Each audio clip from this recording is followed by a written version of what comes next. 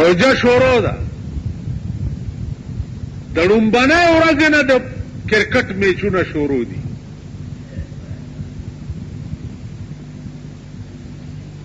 دا هغه میاشت ده چې په دې میاشت کې الله د ټولو رحمتونو دروازې مسلمان ته کلو کړي، د ټولو رحمت. او په دغه میاشت کې ثابت میاشت به د کرکټ میچي او د تھرو آؤٹ پاکستان مسلمانان چې دي ټوله شپه او ټوله ورځ د کرکټ میچ ته ناست.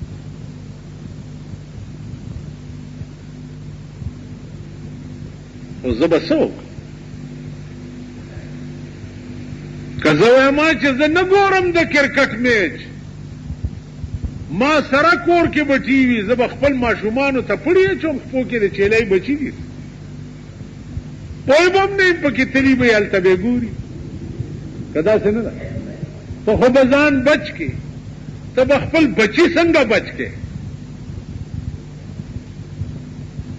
نو ټوله میاشت به دغه غویمه لګېدلي.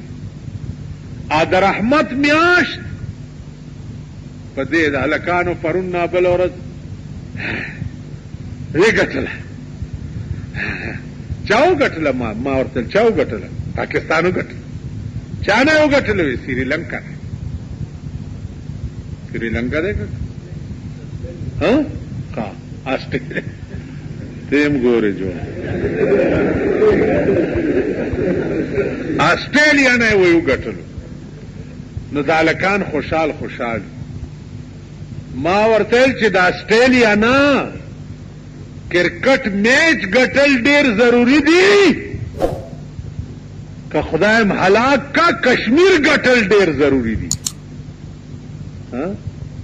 وای د بار ملک نه بیا د آسټرېلیا نه بیا ستا په ټي وي باندې دا ریلې کېږي، کروڑونه روپے په دې خرچ راځي، کروڑونه روپے. مصنوعي سیارې په تھرو ریلې کېږي، کروڑونه روپے په دې خرچ راځي. دا کروڑونه روپے باندې توپ او ټینکونه او لنچرې والا او په کشمیر ورودانګه دا 43 کاله د کشمیریانو حق وګټه او د کشمیر ټوکړه آزاده کا. بے غیرته دا بم در نه داسې ځي لکه څنګه چې در نه بنګال لاړو. کشمیر بم در نه داسې ځي. ته کېنوه ورته سردار عبدالقیوم خان چې ګیره ګیره کېږي او کېنه ورته که نه هره ورځ در کې څو وجني، هره ورځ. دا هغه هندو دی چې تا به ویل 100 پاپړ د یو لوړ، نن هغه پاپړ را پاسېدلی دی او هغه لوړې په تاسو منډلی دی.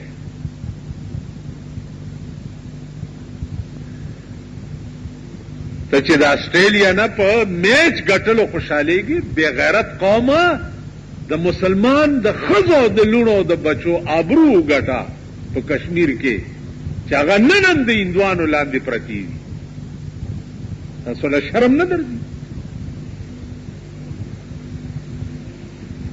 نن ستا د مسلمان لوڼه سیکانو سره پرتې دي او هغې نه بچي راوړي لګیا دي.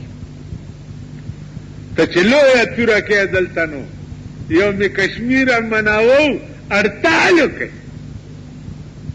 اړتالو کې زمونږ دا خریلی چې دی دومره اعلان وکړو اړتالو کې خریلی پېژنئ نه من اړتالو کور دی وران. د دې داسې مثال دی لکه سړی په ښځه را باندې کي دی وهي او هغه وایي چې هی هی هی هغه ویر کوي او دا یې وهي لګیایي. مونږ هغه ښځې هندو را باندې راایښي دي او مونږ وایو چې هی هی هی هی هی. دا هغه بې غیرت دی. نن ستا په ملک کې افطار پارټیانې کېږي هغه خلق افطار پارټي کوي چې څوک روزي نیسي نه، او بیا افطار پارټي کیږي په انټرکان کې، په جان او ډین او گرین هوټلونو کې افطاری پارټي ده. تاسو په ایمان وای چې تا نه چا خور او مور تختولی طالب افطار پارټي خوان درکې؟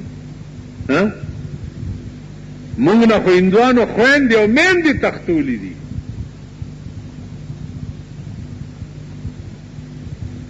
تاسو له شرم نه در نن ورشي ستا په ملک چې کوم حکمران طبقه ده یا دا سرمایه‌دار چې دي والله کوي پروا نشته، ای سره د خپل هغه بیگماتو مازیګر ټیم کې صدر تراولی یا مال روډ تراو باسي کنه جی شاپینګونه په باندې وکي، ای سره د کشمیر څخه بیا د غریبی مور زامن مازیګر کې زه ګورم چې ټي وي او وی سي آر په وګه کړی او کور ته وړي. د غریب په کور کې چې مورې سوټي تپي دا د کچنای زامن او دا د ډمې زامن، مورې پردی جامې وینځي، پردی لوښي وینځي، او زوی ګانډوي په وګه باندې وی سي آر ښي او د شپې بلو پرنټونه پکې ګوري.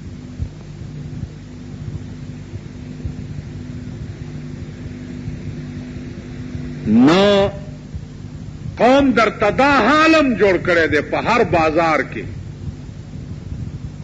دا عالم جوړ کړی. حکومت درته سینماګانې جوړې کړې دي. سینما ولې حکومت نه بندوي؟ ځکه چې ټیکس دی او بیا د مغه خلکو دي چې د چا حکومت دی تت کولش. یو بربند فوټو لګېدل، دکاندار نه مې تپوس کوم دا د کوم دلې ما دله د سینما دی، ول دا د داسې دله د سینما دی چې تم ورته ټک نشي کولی ماته.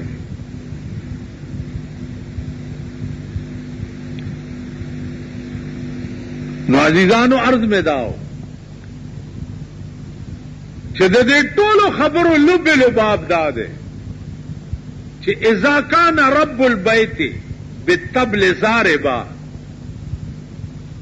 اذا کان رب البیت بالطبل ضاربا فلا تلومن اولاده بالرقص. چې د کور مالک پلار هغه دوپړی غږی نو که زوی یا لوري ورته ګډیږي نو زوی لور به ته ملامت کی؟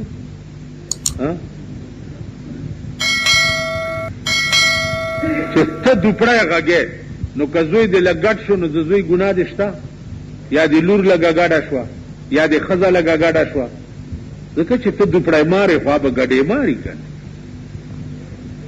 نو چې د ملک سربراهان دوپړی ماري نو مونږ که ورته لږ ګډېږو ملامت کوئ امه. مونږ په دې خوشحال کی چې مولانا صاحب روژه ده خامخا څه به دې پکارېږي ده سپینه غوندې لفافه یې ورسره او که نه الله دې سپینه لفافه کې یو څلور پنځه د جنا صاحب لوټونه یي. نو مونږه ټوله روژه د هغه په صفت تېره کړو او هغه که په رڼا ورځ خرې سره ونیوی شي مونږ وایو دا زبر ځکه چې ما له لفافه را کړې وه.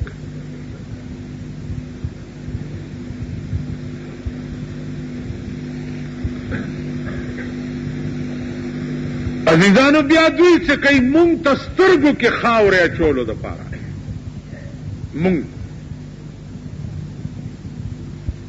ونیسئ دا سبزی والا ټیپر یې ګران کړي ونیسئ پولیس والا هم رامنډوم دفتر ته مال مه برړېږه د اوښ په شان څوک نیسي روزیدن باټینګن ګران مالدا باټینګن ګران د کم دی نه راغلی د شي بنیاد معلومه وي سرونم د چرګانو ټټوشه بنیاد معلومه وه دی خو وګورئ اوبه د چت نه راساسي او زه لې اوس مکې له ورکوم نو دا اوبه بندېږي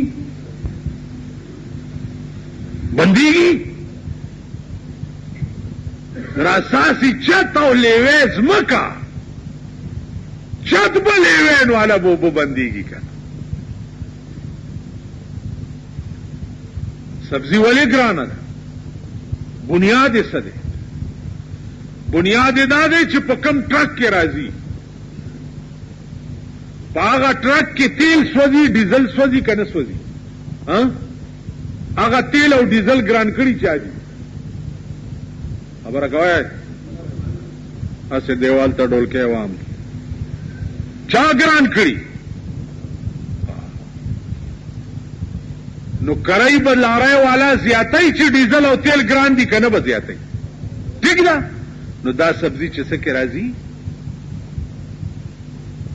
بیا یوریا کومه سره چې ورکړی کېږي په هغې باندې د ګورنمنټ ټیکس دومره وګوره چې بوره د 100 نه 100 روپو ته ختلې ده ټیک شو بیا راشي هغه سبزي منډۍ ته په سبزي منډۍ کې په لاره ورته ستا نور پړانګان ناستي د کمیټۍ چونګي ټیکس چونګې یو چونګې د کمیټۍ په 2 او 3 کروڑه روپۍ لیلام شوی نو په 3 کروڑه روپۍ چې کم چونګي لیلام وي په هغه چونګو چې لارۍ تیریږي هغې نه به د سرکار ټیکس مالي د ټیکهدار به امتیالي او هغه چونګي محرر او اسپیټر صاحب به خپل روجمات امتیالي نو چې هغه د سبزۍ لارۍ منډۍ ته رارسي نو 2000 روپۍ خو پې د سرکار ادا شي بیا راشي د منډۍ پړانګانو ته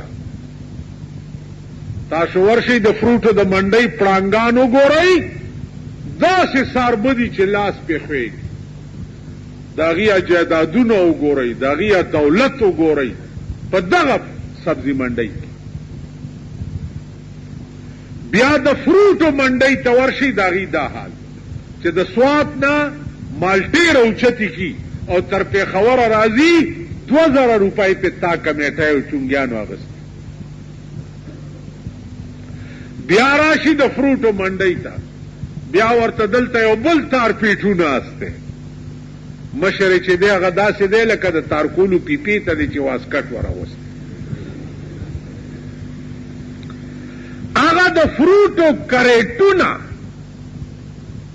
بیا د شپې په بنگلو تقسیم شي بنگلې پیژنئ خاورې پیژنئ بنگلې تاسو بنگلو ته څوک نږدې بنگلې خو د هغه چا دي چې تاسو بنگلو ته رسولي دي ورنږدې خو شه او بیا چې داسې خړم نه ببر صوبر یې ټول ګیره ګیره چې ورشي نو خدای دې رحم وکړي چې 500 بټه پولیسو والي په دې بنگلو بیا کریټونه تقسیمي